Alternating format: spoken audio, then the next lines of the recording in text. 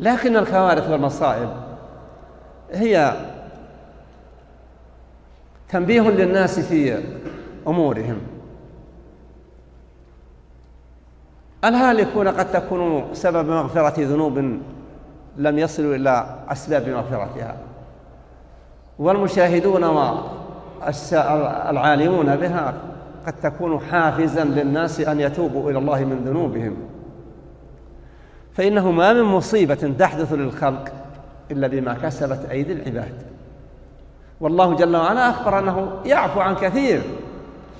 أما لو يؤاخذ الله الناس بما كسبوا ما ترك على ظهر الأرض من شيء يدب، ما ترك ذلك، لكنه جل وعلا يملي ولا يهمل، ولكنه إذا غضب أخذ عزيز مقتدر.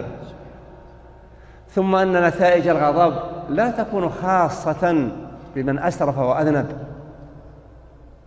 النبي لما ذكر جيشا يغزو الكعبة فإذا كانوا في بيداء من الأرض خسف بأولهم وآخرهم، فقالت عائشة: أيخسف بهم وفيهم أسواقهم ومن ليس منهم، يعني ومن ضمه الطريق؟